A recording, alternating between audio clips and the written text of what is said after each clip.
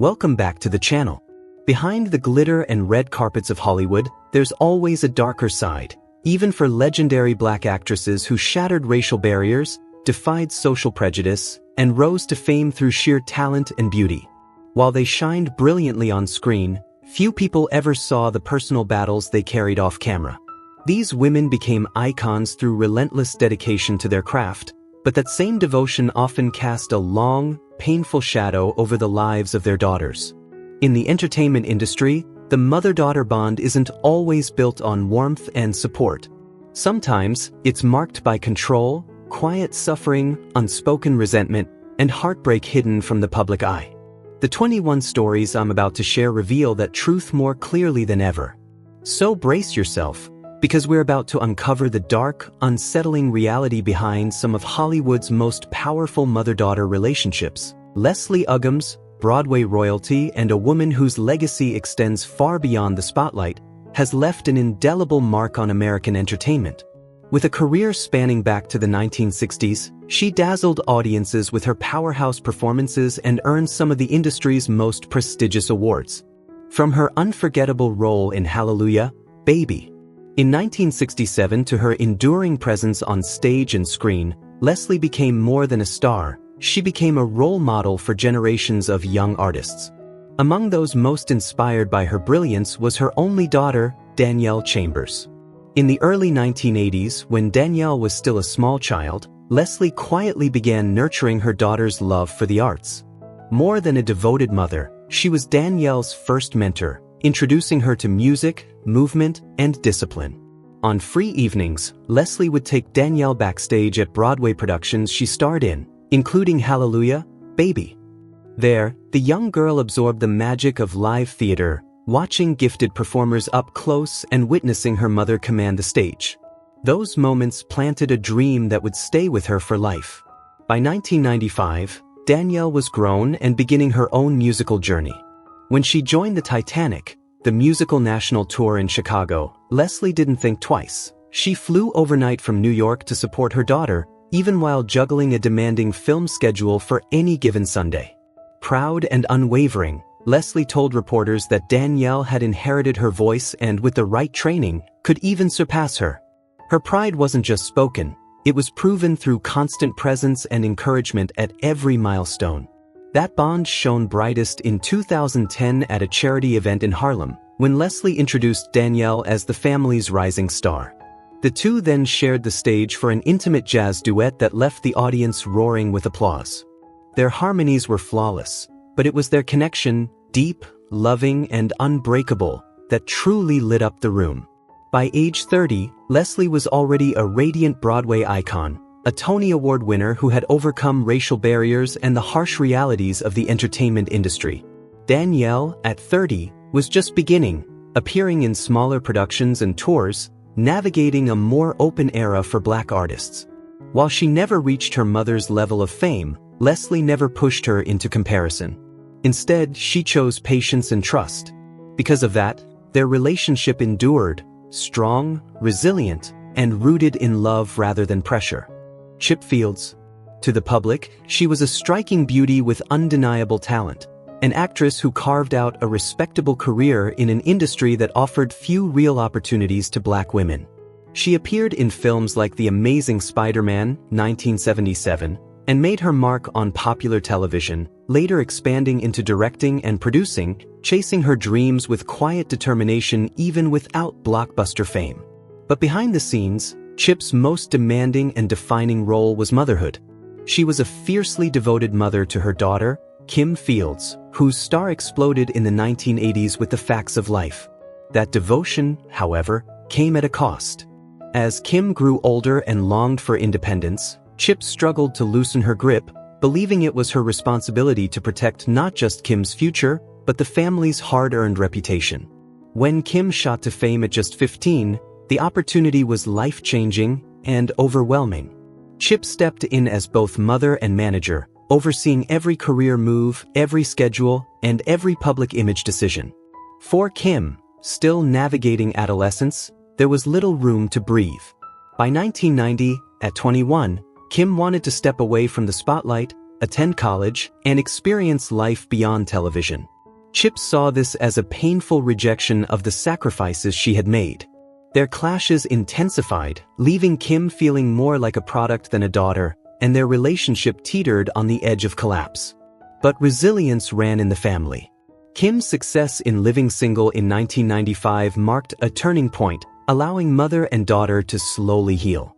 They reunited creatively, even portraying mother and daughter on screen, transforming past conflict into powerful collaboration.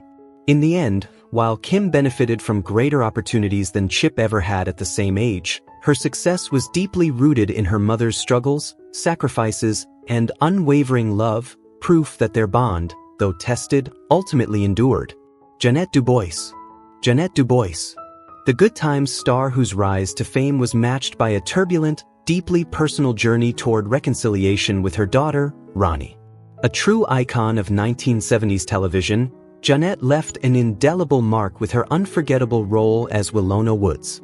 Radiant, charismatic, and immensely talented, she became a beloved face on the small screen. Yet behind the spotlight, her real life was far more complicated.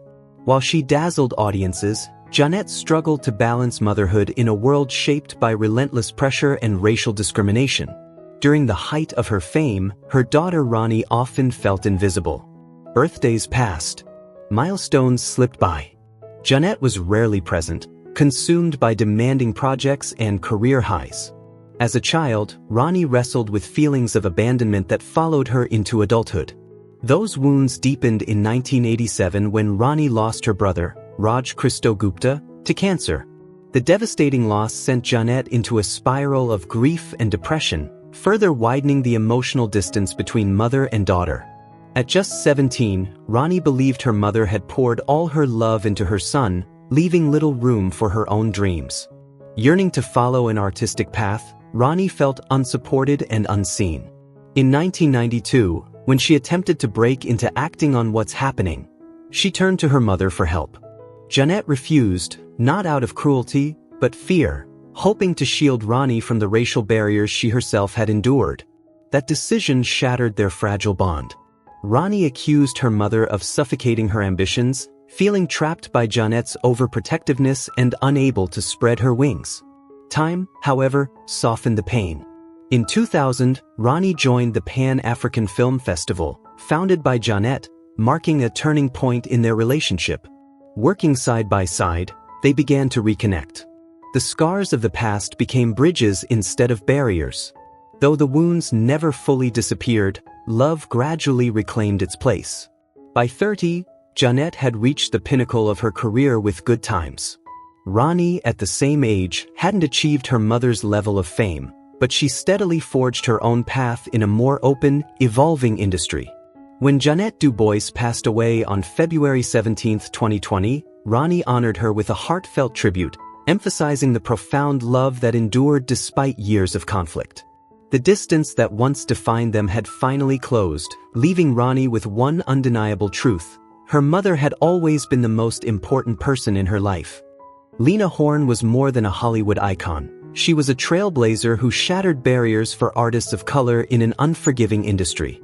With unforgettable performances in films like Stormy Weather, 1943, she dazzled audiences and rewrote what was possible for Black performers. Yet behind the glamour and applause, Lena paid a deeply personal price. Her soaring career often came at the expense of time with her daughter, Gail Lumet Buckley. During the 1940s, as Lena traveled the world and juggled demanding Hollywood projects, young Gail was sent to live with relatives in Brooklyn. While Lena shone on stage, Gail grew up feeling distant and forgotten, like a shadow cast behind her mother's spotlight. Those early years planted the seeds of resentment that would later erupt into conflict.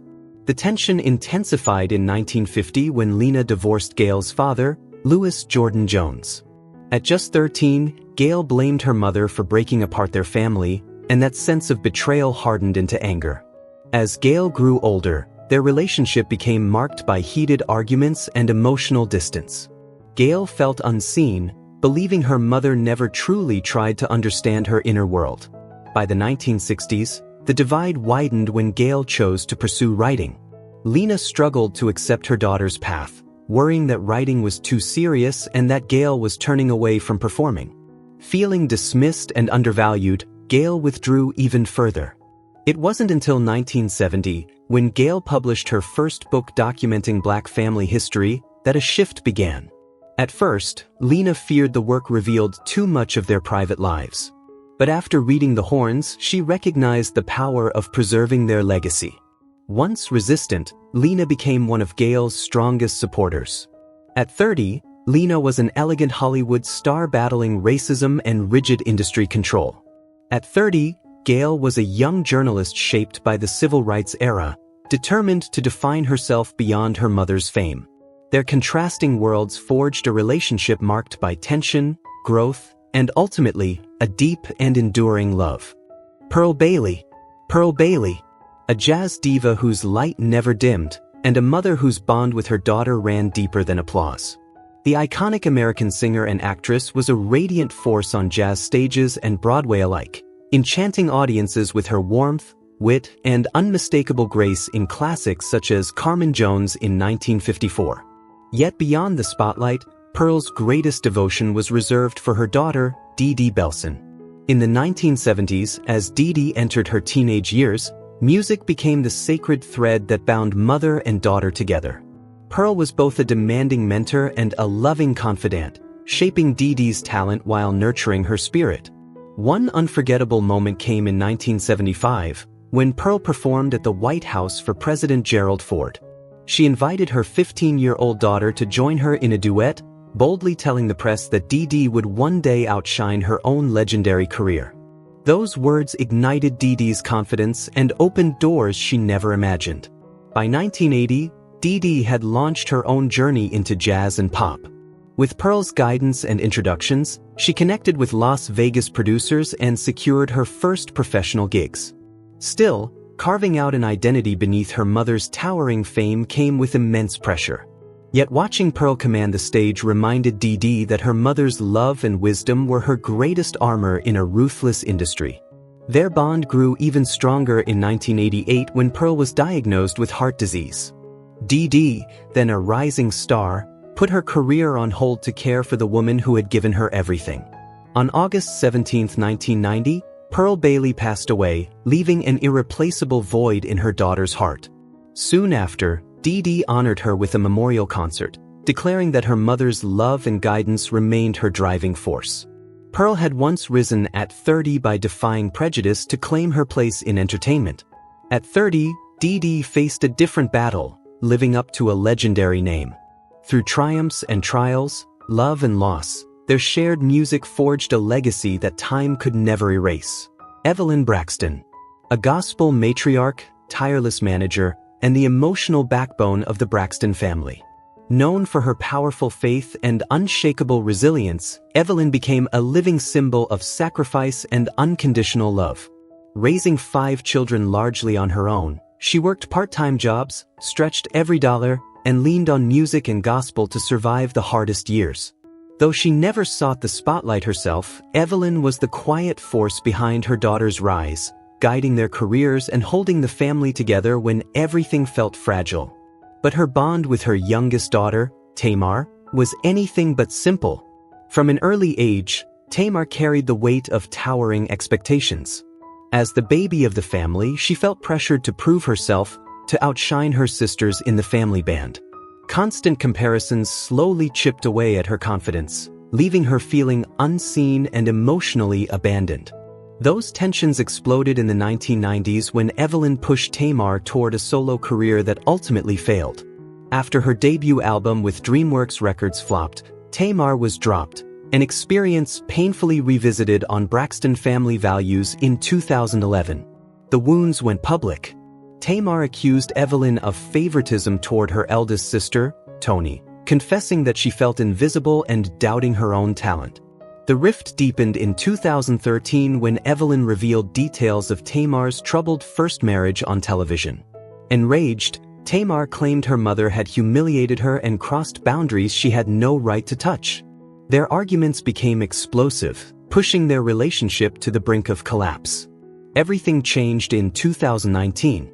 When Evelyn was diagnosed with breast cancer, Tamar canceled her tour without hesitation to care for her mother. In that moment of fear and vulnerability, both women finally saw the truth. Their pain was rooted in love. Tamar began to understand that Evelyn's control and pressure came from a desperate desire to see her succeed where she herself never could. Healing followed through family therapy, and Tamar later credited her mother as the emotional inspiration behind her 2017 album, Bluebird of Happiness. At 30, Evelyn was a young mother scraping by, sacrificing dreams so her children could survive. At 30, Tamar was navigating fame, opportunity, and emotional scars Evelyn never had the chance to face. Through every hardship, Evelyn's relentless support shaped Tamar's strength, helping her stand firm, reclaim her voice, and finally carve her own path forward. Coretta Scott King. Coretta Scott King stood at the very heart of the civil rights movement, a woman of quiet strength whose private tears were often shared only with her daughter, Yolanda. As the wife of Dr. Martin Luther King Jr., she became a lasting symbol of resilience and moral courage. After his assassination on April 4, 1968, Coretta did more than protect his legacy. She stepped fully into leadership herself, founding the Martin Luther King Jr. Center and continuing the fight for justice with unwavering resolve. But for Yolanda King, growing up in the shadow of such greatness was far from easy. When her father was killed, Yolanda was only 13, and her mother's overwhelming grief subtly reshaped their relationship. Coretta poured herself into the movement, often leaving her daughter feeling emotionally unseen. As Yolanda entered her teenage years, the lack of maternal closeness sparked tension and painful arguments, made worse by the intense public scrutiny she faced as the child of a civil rights icon. Those tensions reached a breaking point in 1975 when 20-year-old Yolanda chose to pursue a career in theater. Coretta feared her daughter was drifting away from the family's social mission and worried that the stage might dilute the legacy they were expected to protect. Yolanda, meanwhile, felt suffocated by expectations she never chose. In 1980, she voiced her frustration publicly, accusing her mother of living solely for her father's memory while denying her space to dream. The words cut deeply, wounding Coretta as both a mother and a woman. Yet that painful honesty became the first step toward healing. When Yolanda later starred in theatrical works inspired by her parents, including King in 1988, Coretta became her most devoted supporter, attending performances with pride. Tragedy struck again when Yolanda died of heart failure on May 15, 2007. In her deepest grief, Coretta honored her daughter with a powerful memorial, celebrating her talent, her courage, and the life she carved for herself. At 30, Coretta Scott King was a fearless partner to Martin Luther King Jr., standing firm amid violence and political pressure. At 30, Yolanda King was a passionate actress struggling to step out from a monumental legacy. Together, their story reveals the delicate tension between duty and individuality, between preserving history and claiming one's own light. Oracene Price. Oracene Price was far more than a tennis mentor. She was the emotional backbone behind Venus and Serena Williams, and her relationship with Venus was anything but simple. A trained nurse turned relentless coach, Oracene played a decisive role in molding her daughters into global tennis icons. During the family's hardest years, she balanced fierce maternal devotion with uncompromising discipline, demanding excellence even when it hurt. But beneath that iron resolve lay unspoken tension and buried emotion. In the early 1990s, as Oracene steered Venus and Serena toward the professional circuit, her bond with Serena remained steady. With Venus, however, fractures slowly appeared. As a teenager, Venus felt suffocated by her mother's relentless expectations. Oracene rarely allowed rest, pushing extra drills and longer sessions, insisting that greatness required sacrifice. The pressure mounted, leaving Venus desperate for autonomy and space to breathe. The breaking point came in 1999, when 19-year-old Venus fell in the US Open semifinals. Emotionally drained, she confronted her mother, admitting she could no longer endure the constant control. Venus openly expressed how Oracene's relentless push had driven her to the edge, igniting a painful clash fueled by her hunger for independence and ownership of her career. The strain deepened in 2003 following Oracene's divorce from Richard Williams. Caught between her parents, Venus felt the weight of loyalty and resentment collide. She believed her mother favored Serena during training, leaving her feeling isolated and overlooked at a crucial moment in her journey. Then came redemption. In 2005, Venus captured Wimbledon, and in a powerful, unscripted moment, she ran into the stands and embraced Oracene. That victory revealed a truth Venus had long resisted. Her mother's strictness had built the foundation for her triumph. From that point forward, their relationship healed and evolved. They became collaborators in philanthropy, including Venus's 2010 tennis academy, supported wholeheartedly by Oracene. At 30, Oracene had once been a single mother in Compton, working tirelessly as a nurse to raise her children. At 30, Venus stood as a global superstar with 7 Grand Slam titles, still grappling with the crushing weight of fame. In time, Venus would openly acknowledge that without her mother's unwavering discipline, her light might never have shone so brilliantly. The seductive icon, fearless truth-teller, and a mother whose bond with her daughter, Kit Shapiro, was as complicated as it was unbreakable. Rising from a harsh childhood, Eartha Kitt became a global sensation, captivating the world with her sultry voice, magnetic presence, and unforgettable hits like Say Si Bon. She wasn't just a performer, she was a force of nature, a woman of grit, conviction, and undeniable power. Yet behind the glamour lived a quiet struggle, the constant pull between career and motherhood, between the spotlight and the love she felt for her child. For young Kit Shapiro, her mother often felt like a stranger. During the 1960s, as Eartha toured the world, Kit was left in the care of nannies. Between the ages of 5 and 10, loneliness settled in. In heartfelt letters, Kit accused her mother of choosing the stage over family. That distance deepened in 1968, when Eartha was blacklisted by the U.S. government after her outspoken anti-Vietnam War remarks at the White House. Her career stalled, finances tightened, and the pressure changed her. At just 7 years old, Kit watched her once fearless mother grow stressed and emotionally distant, amplifying her sense of abandonment during a turbulent era. By 1980, when Kit was 19, tensions flared again. Eager to pursue a career in fashion, she was met with harsh criticism from her mother, who dismissed her ambitions as frivolous. Feeling controlled and misunderstood, Kit rebelled, and the two drifted apart, barely speaking for years. Everything changed in 2006, when Eartha was diagnosed with colon cancer. Kit chose forgiveness. She stood by her mother through the hardest days, and together they confronted old wounds, shared tears, and finally spoke the truths they had long buried. Kit even helped complete Eartha's final projects, and their bond grew stronger than ever. After Eartha Kitt passed away on December 25, 2008, Kit honored their journey in her 2021 memoir Eartha and Kit, a raw and loving reflection on their fractured yet enduring relationship, Black identity in Europe, and the cost of fame. At 30, Eartha was a global star battling racism and public scrutiny. At 30, Kit was just beginning her own fashion career, free at last to define herself.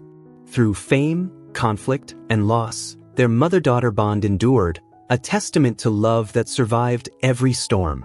Diane Carroll, a Hollywood trailblazer whose brilliance lit up the screen, yet whose most painful battles were fought at home. A legendary star, Carroll made history as a Black icon in American entertainment.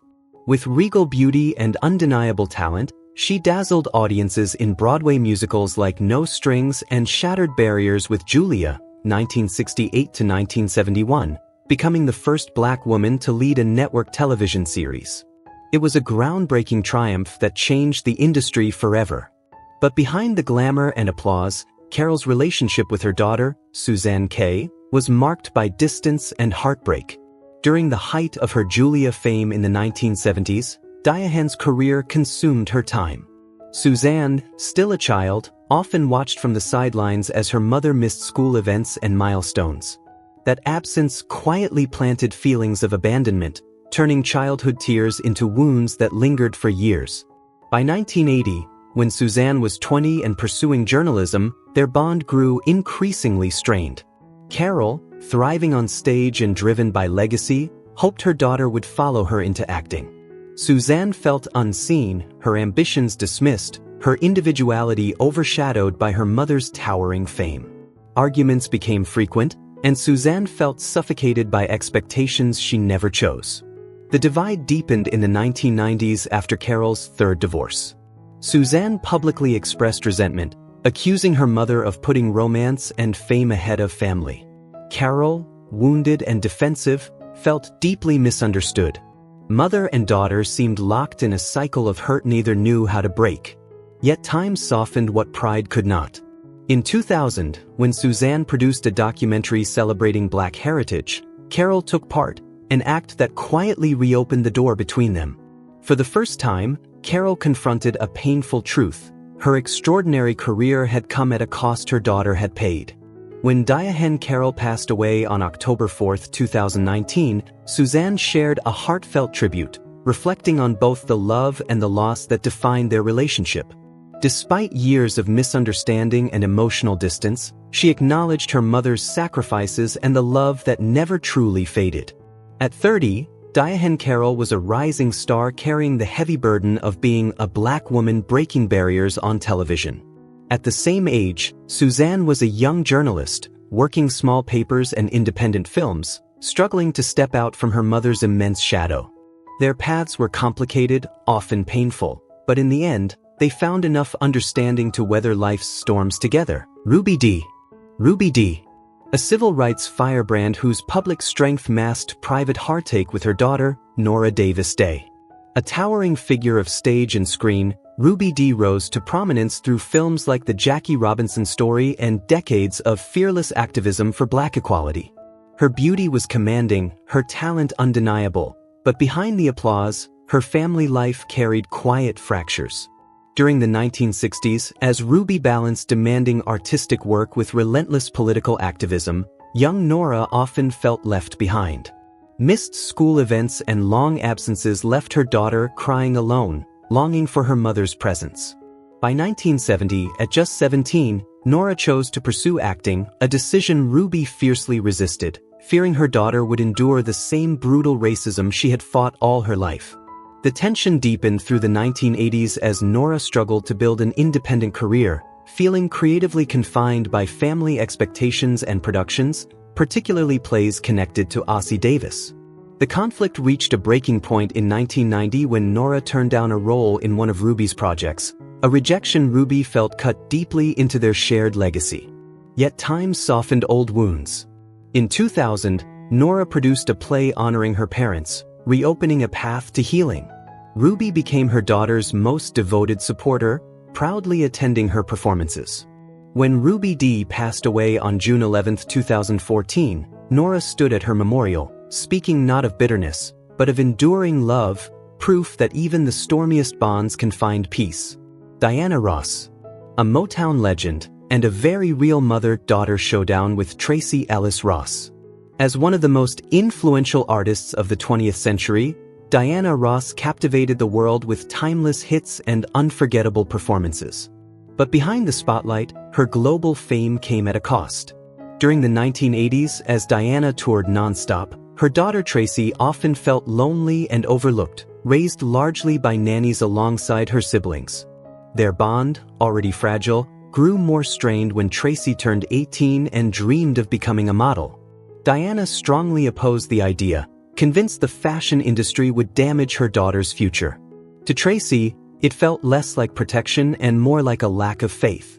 By 2000, as Tracee began finding success on her own, she publicly expressed disappointment over Diana's lack of support, feeling pushed toward music instead of being allowed to choose her own path.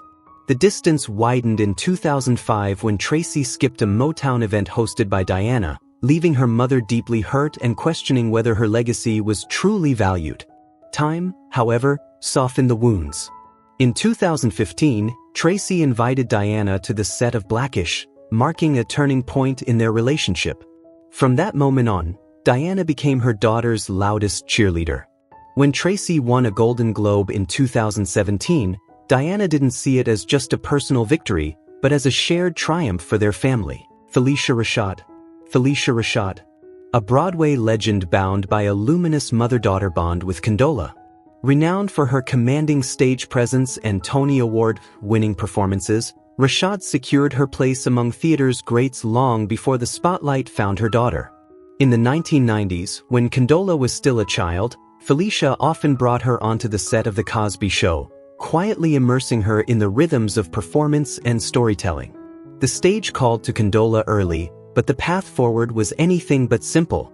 In 2000, when Condola was just 14, Felicia boldly predicted her daughter would one day surpass her as a Broadway star, a powerful hope and a daunting legacy to live up to. By 2010, when Condola earned a leading role in Stick Fly, Felicia stepped aside and let her shine, offering guidance without stealing the moment. From A Doll's House, Part 2 to rare shared moments on stage, Condola's career flourished under her mother's quiet strength and unwavering belief.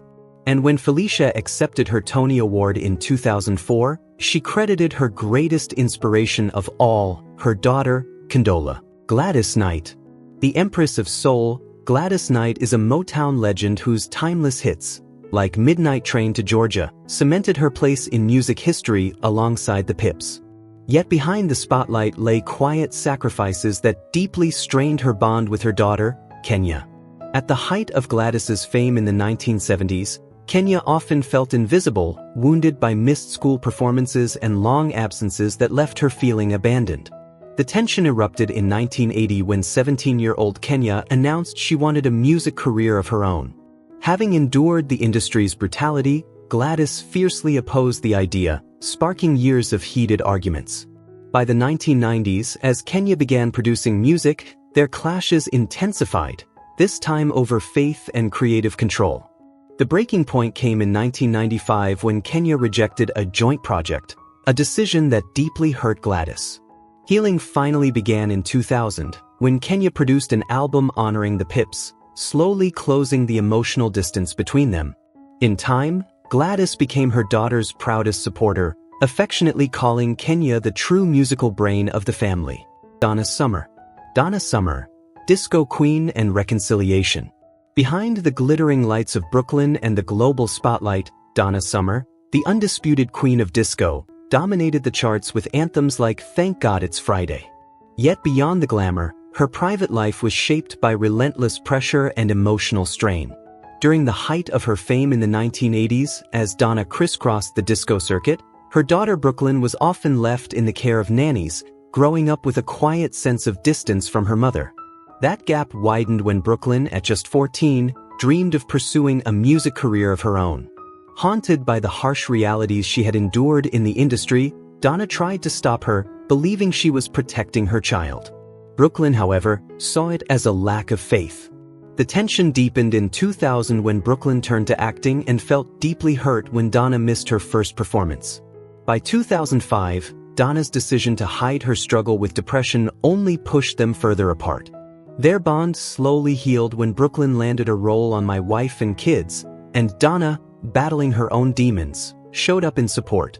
After Donna's passing on May 17, 2012, Brooklyn honored her mother's legacy by producing a documentary, a powerful tribute that finally dissolved years of misunderstanding and replaced them with love and reconciliation. Sarah Vaughan. Sarah Vaughan, the eternal voice of jazz, known as the Divine One, enchanted the world with classics like Misty. Her life belonged to the stage, but behind the velvet curtains of fame lived a quiet family heartbreak. During the 1960s, as Sarah toured the globe, her daughter Paris was growing up at a distance, longing for a mother who always seemed just one city away. In her diary, young Paris wrote painful words, believing that music came before family in her mother's heart. The strain deepened in 1980 when 19-year-old Paris announced her dream of becoming an actress. Sarah, hardened by years in a ruthless industry, strongly objected, fearing the same cruelty would swallow her daughter whole. To Paris, it felt like disbelief. To Sarah, it was protection. The divide became undeniable in 1985 when Paris earned a small off-Broadway role, only to find her mother absent from the audience. Even after Sarah was diagnosed with lung cancer in 1989, the emotional distance remained. It wasn't until Sarah Vaughan's passing on April 3, 1990, when Paris stood at a memorial concert honoring her mother, that she finally understood, beneath the silence, the disagreements, and the missed moments, Love had always been there, unspoken, imperfect, but enduring. Cissy Houston, a gospel giant and the complicated heart behind Whitney Houston. Renowned for her soulful warmth and for backing legends like Aretha Franklin, Cissy built a legacy rooted in faith and discipline. But that same devotion created deep fractures in her bond with her daughter. As a child, Whitney was often left alone while Cissy toured as a backup singer, missing school recitals and moments that made Whitney feel unseen. When Whitney exploded into superstardom in 1985, the tension only intensified, as Cissy openly criticized her choice to pursue pop over gospel. The pain cut deeper when Cissy turned down a role in The Bodyguard, unwilling to ride on her daughter's fame. By 2000, as Whitney struggled personally, Cissy's efforts to intervene were met with resistance. They found their way back to each other in 2007 after Whitney's divorce, when she needed her mother most. And when Whitney passed away on February 11, 2012, Cissy stood at the center of a grand memorial, final proof that despite years of conflict, a mother's love never truly faded. Nina Simone. Nina Simone, a towering musical genius and fearless civil rights voice, left behind timeless classics like I Put a Spell on You. Yet behind her brilliance was a painful silence between her and her daughter, Lisa. During the turbulent 1960s, as Nina poured her soul into music and the fight for justice, Lisa grew up feeling lonely and overlooked, believing her mother chose the world over her. The distance widened when Lisa dreamed of a music career of her own. Nina strongly resisted, haunted by the suffering her own path had caused and desperate to shield her daughter from the same pain. Missed recitals and absent moments became lasting wounds. As Nina battled undiagnosed bipolar disorder, her unpredictable behavior pushed Lisa even further away. It wasn't until Nina's death on April 21, 2003, when Lisa later created a deeply personal documentary, that she finally understood the weight her mother carried and the fierce, complicated love that had always bound them together. Marla Gibbs. A beloved television icon whose legacy stretches far beyond the screen, Marla Gibbs shares an unbreakable bond with her daughter, Angela. Best known for her unforgettable role on The Jeffersons and countless other TV hits, Marla wasn't just a star, she was Angela's first and greatest inspiration. In the 1960s, when Angela was still a young girl, Marla brought her along to television sets, quietly planting the seeds of a future in acting. By 1975, at the height of the Jeffersons' success, Marla proudly gave Angela a small role, confidently telling the press her daughter was destined to become a comedy star. As Angela's name began to gain recognition, Marla continued to guide her. By the 1990s, when Angela stepped into producing, Marla opened doors, introducing her to influential Hollywood directors. Angela's journey, from independent projects to her breakthrough moments in 2021, stands as a testament to Marla's unwavering belief and support. This is more than a mother-daughter relationship, it's a powerful partnership built on love, mentorship, and legacy. Minnie Riperton. Minnie Riperton. A timeless soul voice wrapped in both brilliance and quiet heartbreak. The legendary soul and R&B singer captivated the world with her breathtaking range and the iconic hit, Loving You. But behind the spotlight of her soaring success in the 1970s, her daughter Maya Rudolph often grew up without her mother's constant presence, as Minnie spent long months on tour. When Minnie passed away on July 12, 1979, Maya was just 7 years old, and the loss carved an irreplaceable void in her life. As Maya began her journey into comedy in the 1990s, she often felt the ache of missing her mother's guidance at pivotal moments. After joining Saturday Night Live in 2000, relentless comparisons to Minnie's legendary voice became overwhelming, pushing Maya to avoid speaking about her mother in interviews. Still, her love and pride in Minnie's legacy never dimmed. In 2010, Maya honored that bond by producing a tribute album of her mother's songs, an emotional celebration of love, loss, and an enduring legacy. Debbie Allen, trailblazing dancer, director, and cultural force, left an indelible mark on stage and screen, most famously as Lydia Grant, while redefining excellence behind the scenes as a director and choreographer. A true pioneer, she fought through barriers to claim her place in an industry that rarely made space for women like her. But her most profound role unfolded offstage, in the deeply intertwined bond she shared with her daughter, Vivian Nicole Allen. United by a shared love for dance and theater, their connection was forged early. In the 1990s, Debbie often brought young Vivian to rehearsals and classes, quietly planting the seeds of inspiration. By 16, Vivian appeared in a play directed by her mother, prompting Debbie to boldly predict her daughter's future as an exceptional choreographer. When Vivian stepped onto Broadway in 2010, Debbie became both mentor and guide, introducing her to top directors and opening doors. Yet the path was far from easy. Living under the weight of her mother's legendary presence, Vivian struggled with constant comparisons and crushing expectations. Through unwavering love and support, she pushed forward, ultimately delivering powerful, emotionally rich performances that reflected not just her own talent, but the unbreakable, art-driven bond between mother and daughter. Behind the glamour of show business, mother-daughter relationships are rarely simple and often turbulent. Not every daughter can step into her own light without first wrestling with a towering legacy. If you're curious to uncover more hidden corners of Hollywood, subscribe and hit the bell to stay with us. And if these stories resonate with you, share your thoughts in the comments. We'd love to hear them.